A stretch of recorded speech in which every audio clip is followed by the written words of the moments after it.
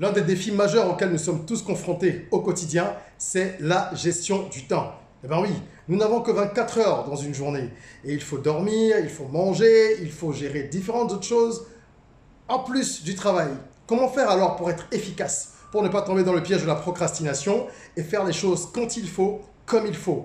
Il y a plusieurs solutions qui existent, comme pour toute problématique. Nous allons parler aujourd'hui d'une méthode simple et efficace, la méthode Pomodoro. C'est une méthode tellement simple qu'un enfant de 10 ans pourrait la comprendre et se l'approprier, mais elle est diablement efficace. On en parle tout de suite.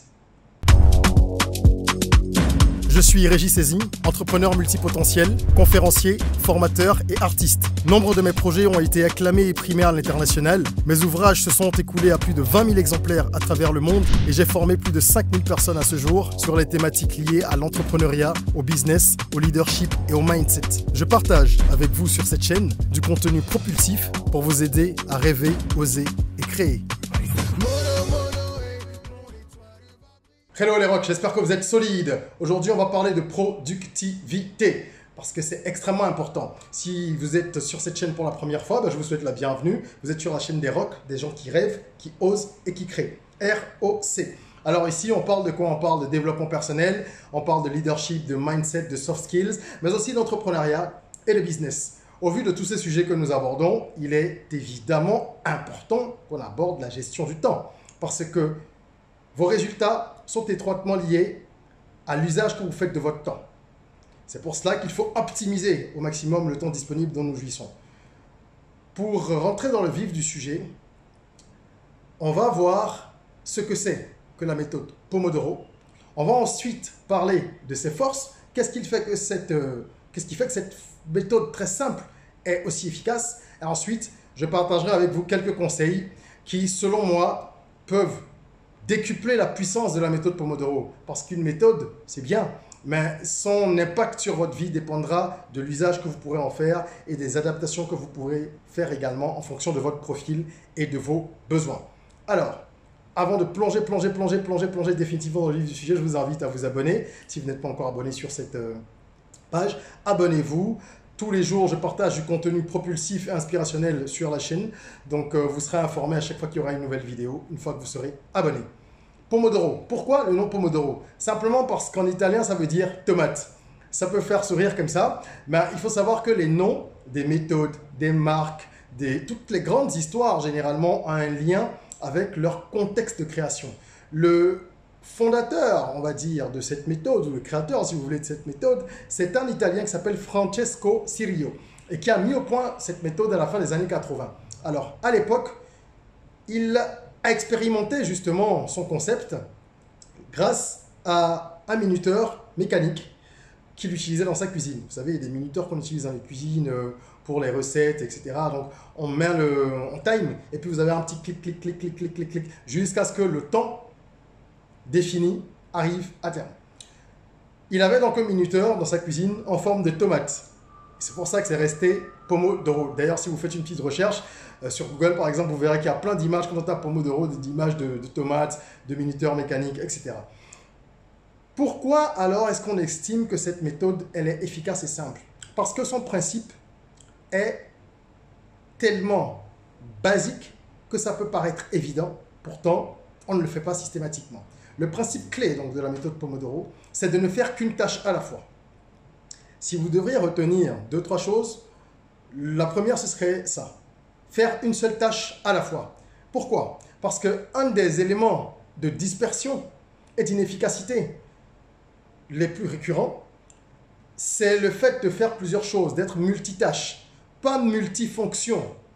Parce qu'être multifonction, c'est une qualité. Mais multitâche, faire plusieurs choses simultanément, ça n'a jamais permis à personne d'être très productif.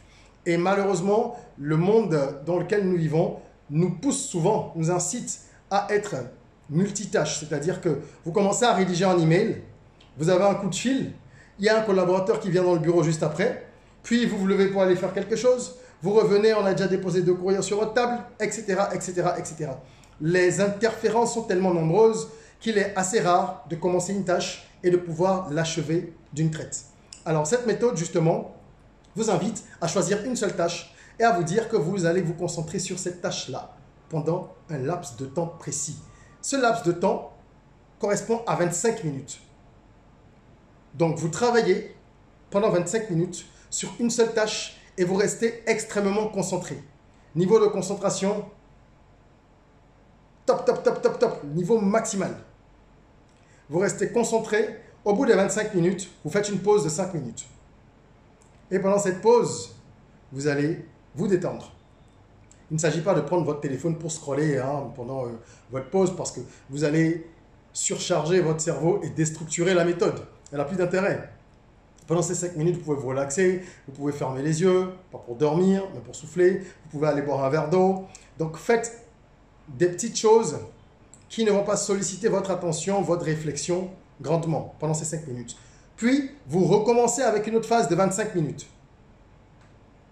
Au terme de laquelle vous prenez encore 5 minutes, on va dire, de pause. On va appeler ça comme ça. Et donc, vous enchaînez les cycles de 25 minutes. Seulement qu'au bout du 4e cycle de 25 minutes, vous ne ferez pas une pause de 5 minutes, mais de 15 minutes. Parce que là, votre cerveau a déjà accumulé un petit peu plus de fatigue. Et il faut lui permettre de s'oxygéner convenablement avant de relancer la machine. Parce qu'on oublie souvent que le cerveau, c'est un organe comme les autres qui a besoin de respirer, il a besoin de souffler, il a besoin d'air, il a besoin d'être au top. Alors que nous l'usons, on mouline, et puis évidemment, à un moment, ça se met à ramer comme un ordinateur. Donc, récapitulons, Pomodoro, c'est une tâche, 25 minutes, une pause de 5 minutes, 25 minutes, 5 minutes, 25 minutes, 5 minutes, 4e phase de 25 minutes, après 15 minutes de pause.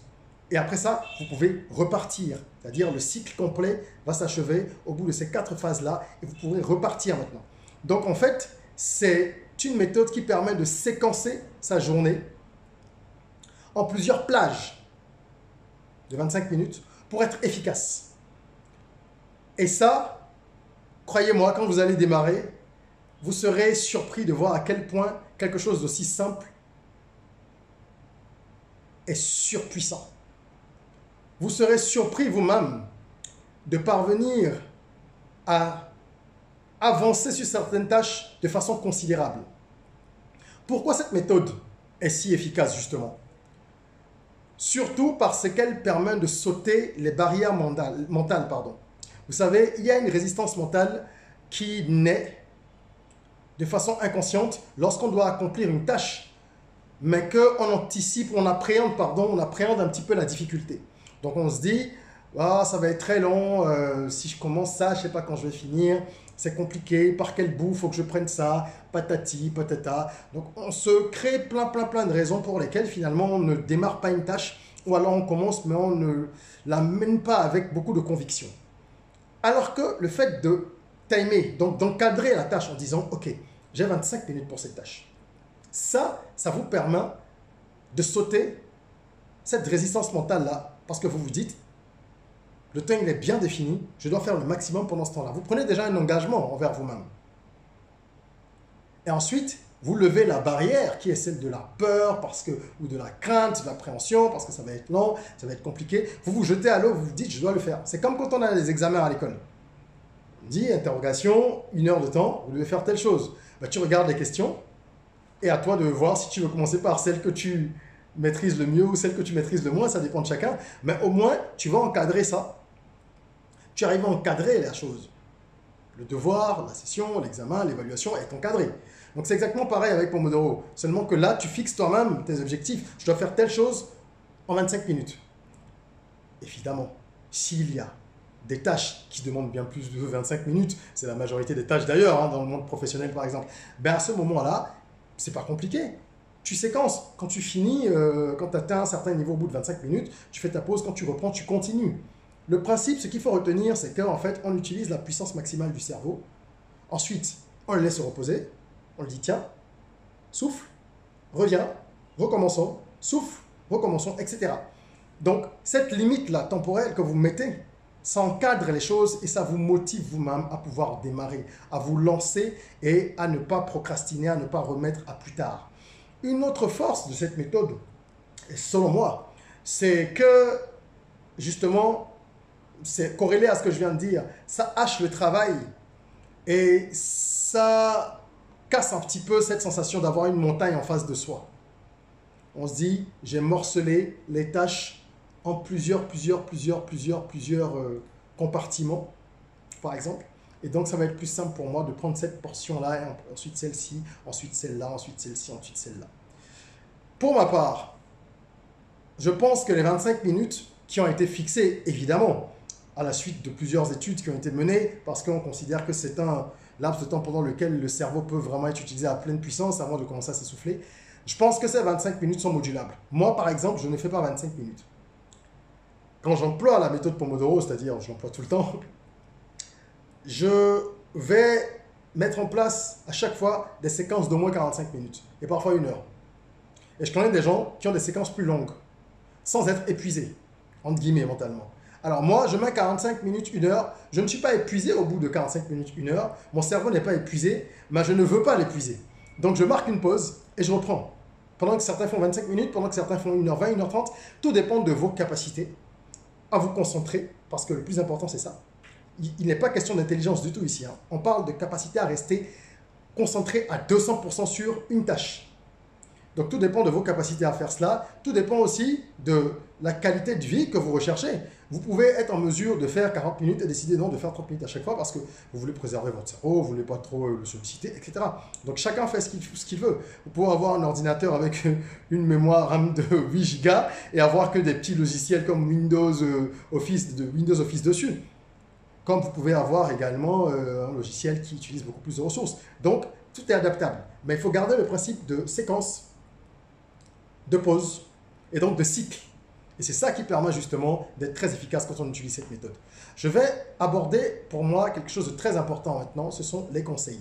Parce qu'encore une fois, pour utiliser une méthode à son plein potentiel, il faut l'adapter et rajouter un certain nombre d'éléments. Donc il faut plugger, c'est comme des plugins sur un ordinateur, sur un logiciel.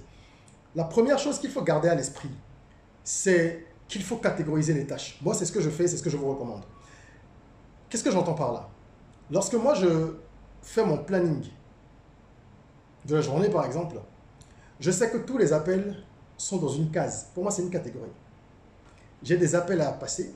Je dois appeler, par exemple, un cousin, que ce soit des gens de la famille, des collaborateurs, des fournisseurs, des prospects, peu importe. Tout ça, pour moi, c'est dans la catégorie appel. Je ne scinde pas selon les projets, selon les implications, qu'elles soient professionnelles, personnelles, non. Les appels sont dans un bloc. Les rendez-vous sont dans un bloc, si j'en ai. Ou les calls, ça peut être des call conf, ça peut être des rendez-vous physiques, tout ça c'est dans un bloc. Pour moi, tout ce qui est rendez-vous, call conf, tout ça, il faut y être à l'heure. Donc pour moi, bam, bam, bam, c'est dans une catégorie. Répondre aux emails, c'est dans une catégorie différente également. Tous les emails là, tout type confondu. Après, je hiérarchise. Et ça, c'est quelque chose que vous devez faire personnellement. Qu'est-ce qui est plus urgent, etc. Mais tous les emails sont là. Donc, je dois répondre à tel email, je dois envoyer tel email, je dois faire des brouillons d'emails, je dois relire des emails qui étaient des brouillons avant de les envoyer, etc. Tout ça, c'est dans une catégorie. Pourquoi est-ce que les catégories de tâches sont importantes? Parce que moi, je trouve que ça permet d'optimiser la méthode Pomodoro. Lorsque je prends une séquence, par exemple, de 45 minutes, allez, on va dire même 25 minutes, de façon conventionnelle, avec cette méthode, je me dis, ok, j'ai des appels à passer, ben, je vais prendre cette tranche de 25 minutes pour passer mes appels. Pas plus compliqué que ça. Je prends cette tranche de 25 minutes pour passer mes appels. Et si ce n'est pas terminé, ben, je ferai la suite dans une autre tranche de 25 minutes. Et je réponds également à mes messages WhatsApp, blablabla.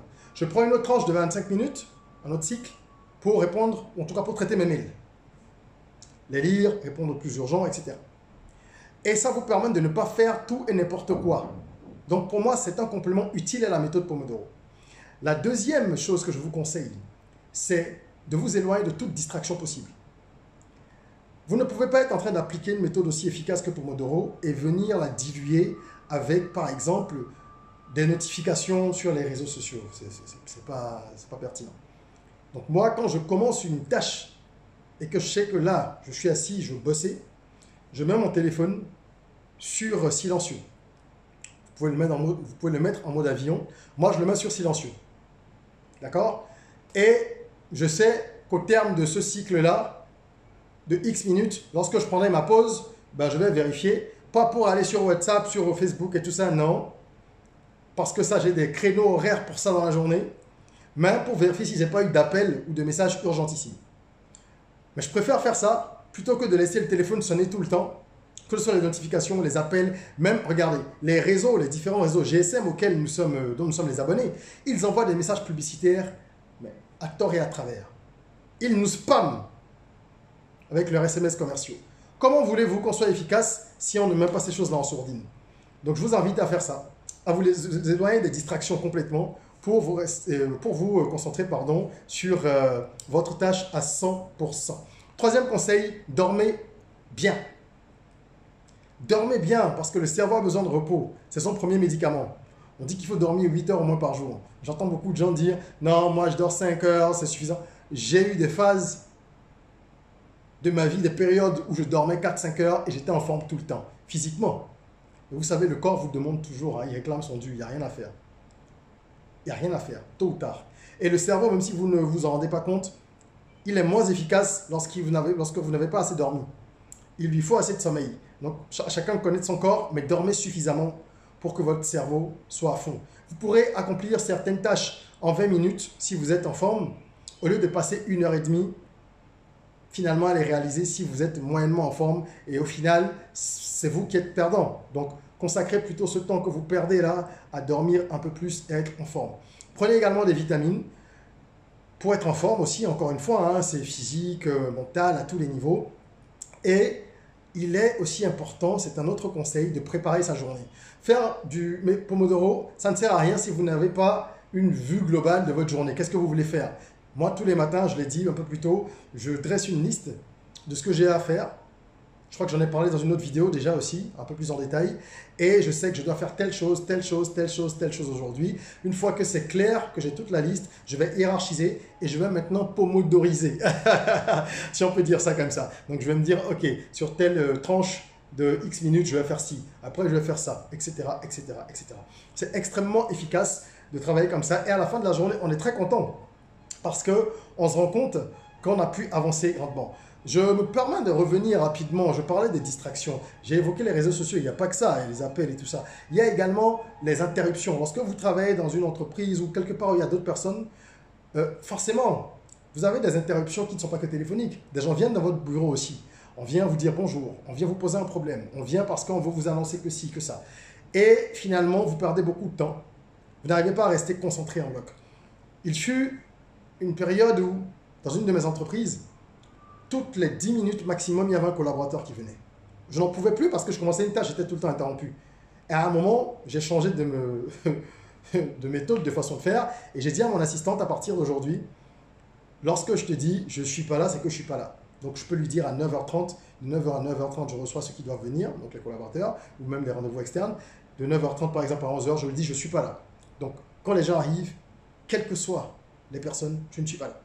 Parce que sinon, vous ne travaillez pas. Donc, je vous encourage à avoir une certaine discipline au niveau de ces habitudes-là aussi, pour éviter d'être interrompu, de faire beaucoup d'efforts qui vont finalement être mis à mal parce que les gens vont et viennent et que vous n'arrivez pas à rester concentré.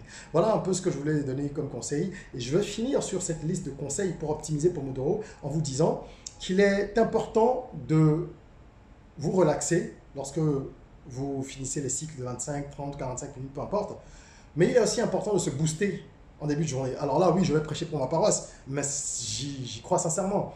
Je vous invite à écouter mon album de développement personnel Soyons Rock. C'est un album qui, en fait, comme dit un ami, Sam Seed, qui est l'ingénieur du son qui a travaillé sur cet album, il a bossé avec José, avec Nix, avec de grands noms de la musique africaine. Et j'ai eu le plaisir de bosser avec lui sur cet album de musique urbaine, mais dans lequel je traite uniquement de thèmes liés au développement personnel. Donc c'est de la musique de développement personnel, assez original. Je vous invite à aller l'écouter pour déjà satisfaire votre curiosité, mais surtout pour vous booster. Parce que comme dit Sam Seed, c'est une boisson énergétique pour l'âme. Et moi je complète en disant que c'est un complexe multivitaminé pour l'esprit. C'est un album dont les chansons vont vous booster le matin. Alors avant de commencer à travailler, vous pouvez l'écouter à tout moment de la journée. Moi je l'écoute à divers moments. Mais le matin, c'est sûr que ça vous envoie une dose comme ça, un peu comme un électrochoc, et ça vous réveille.